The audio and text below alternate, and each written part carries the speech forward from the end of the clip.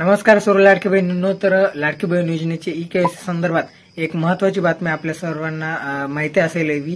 ती म्हणजे तुम्हाला माहित असेल की स्थानिक स्वराज्य संस्थेच्या निवडणुकीमुळे स्थगिती देण्यात आली होती असं सांगितलं जात होतं की ई-केवायसी करणं जे कंपल्सरी आहे त्याबद्दल स्थगिती देण्यात आली होती. कारण महिला मतदारांना यामध्ये नाराज करायचं नव्हतं सरकारला आगामी निवडणुकीमुळे, त्यामुळे ही स्थगिती दिली होती असं सांगण्यात येत होतं. पण आता ही स्थगिती नाहीये आणि आदिती तटकरे यांनी ट्विट करून सांगितलंय की ई-केवायसी करण्यासाठी जी वेबसाईट आहे, जी साईट आहे ती पुन्हा सुरू करून देण्यात आलेली आहे आणि आता ई-केवायसी करण्यासाठी तुम्ही सज्ज आहात.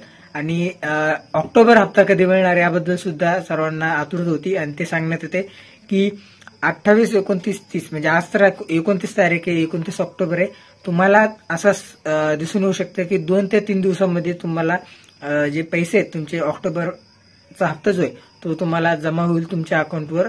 जो तुम्ही अकाउंट दिलाय त्यावर पैसे जमा होऊ शकतात. पण ई-केवायसी केल्यानंतर आता ज्या महिला अपात्र आहेत, ज्या लाडक्या बहिणी अपात्र आहेत योजनेसाठी, त्यांना कदाचित हप्ता येऊ शकत नाही. कारण जसं तुम्हाला माहित असेल सप्टेंबर मधला जो हप्ता आहे तो सर्वांना भेटला. पण यापुढे लागतील ज्यांनी ई-केवायसी केली नाही त्यांना तर भेटणारच नाहीये. पण ज्यांनी ई-केवायसी केली पण त्या पात्रतामध्ये बसत नाही, पात्रता कोणत्या तुम्ही आपल्या चॅनलवर जाऊन तो व्हिडिओ नक्की बघून घ्या पात्रतासाठी.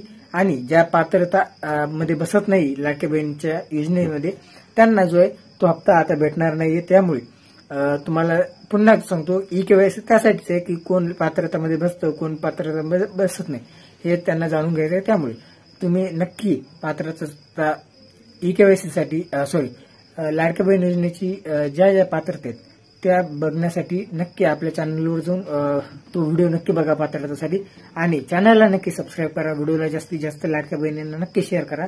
आणि ई-केवायसी जर तुम्ही अजूनही केली नसेल तर पुन्हा एकदा सांगतो लवकरात लवकर तुमची ई-केवायसी करून घ्या. नोव्हेंबर महिन्याच्या आधी तुम्हाला ई-केवायसी करणं हे असं सांगण्यात येते की आता कंपल्सरी शेवटची तारीख सुद्धा त्यांनी सांगितली, ती सुद्धा नक्की चेक करून घ्या शेवटची तारीख काय. बाकी आजच्या व्हिडिओमध्ये एवढंच. जास्तीत जास्त हा व्हिडिओ लाडक्या बहिणींना नक्की शेअर करा, व्हिडिओला लाईक करा आणि चॅनलला सबस्क्राईब करा. कमेंटमध्ये तुम्हाला जर काही प्रश्न असेल तर कमेंटमध्ये नक्की कळवा. मी प्रयत्न करेल की त्याला